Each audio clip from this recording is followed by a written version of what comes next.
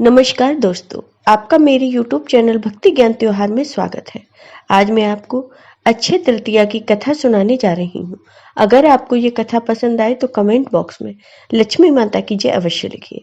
साथ ही अगर आपने अभी तक मेरे चैनल को सब्सक्राइब नहीं किया तो सब्सक्राइब कर लीजिए और बेल आइकॉन पर क्लिक जरूर कीजिए, जिससे हमारे वीडियो के नोटिफिकेशन आपको मिलते रहे। हिंदू धर्म में बैसाख मास की शुक्ल पक्ष की तृतीया को अक्षय तृतीया के नाम से जाना जाता है। अक्षय तृतीया का विशेष महत्व होता है। देश भर में इसे अक्षय तृतीया के पर्व के रूप में धूमधाम से मनाया जाता है। पौराणिक ग्रंथों के अनुसार इस दिन जो भी शुभ कार्य किए जाते हैं उनका अच्छा फल मिलता है। इसी कारण इसे अक्षय तृतीया कहा जाता है।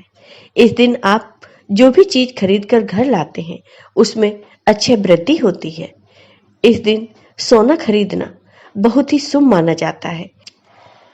हिंदू धर्म में अक्षय तृतीया को एक अभूत मुहूर्त के रूप में माना जाता है, जो कि सर्व सिद्धि तिथि के रूप में मान्य है।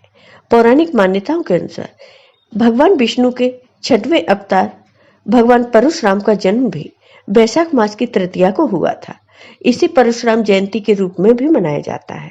इस दिन से त्रेता युग का भी आरंभ माना जाता है।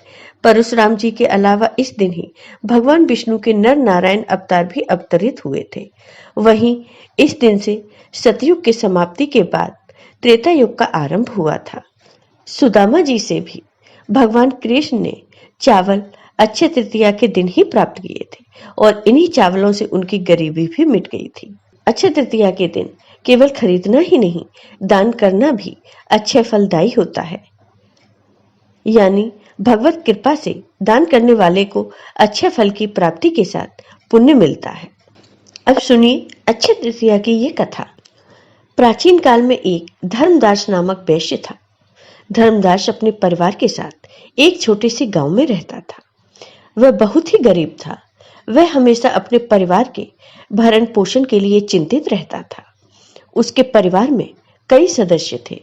धर्मदास बहुत धार्मिक प्रवृत्ति का व्यक्ति था।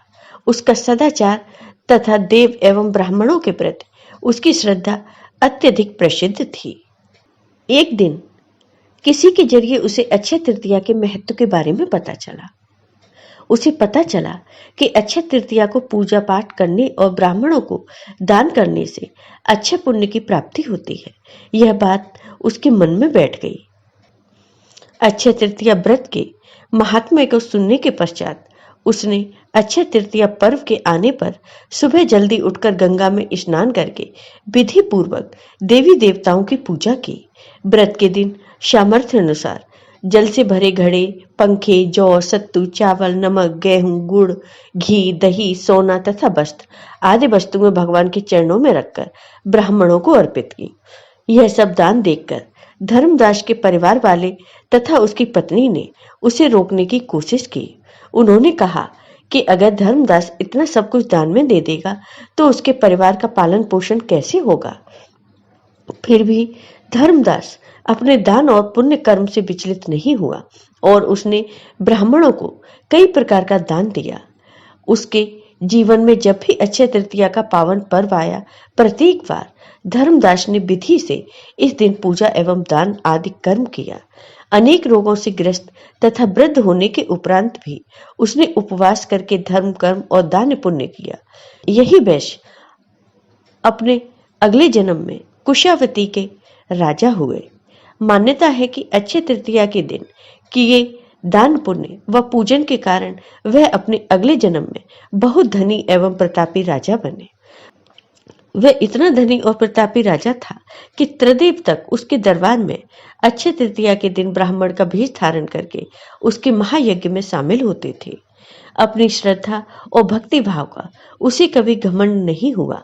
वह प्रतापी राजा महान एवं वैभवशाली होने के बावजूद भी धर्म मार्ग से कभी विचलित नहीं हुआ। माना जाता है कि यही राजा आगे के जन्मों में भारत के प्रसिद्ध सम्राट चंद्रगुप्त के रूप में पैदा हुए थे। तो हे भगवान, जैसे आपने धर्मदास पर अपनी कृपा की, वैसे ही जो भी व्यक्ति इस अक्षय तृतीया की कथा का महत्व सुनता है और विधि विधान से पूजा एवं दान आदि करता है, उसे अच्छे पुण्य एवं यश की प्राप्ति होती है। जय हो माता लक्ष्मी की। आपको ये वीडियो पसंद आया हो तो कमेंट बॉक्स में कमेंट करके जरूर बताइए। साथ ही मेरे वीडियो को ज़्यादा से ज़्यादा शेयर करिए। धन्यवाद।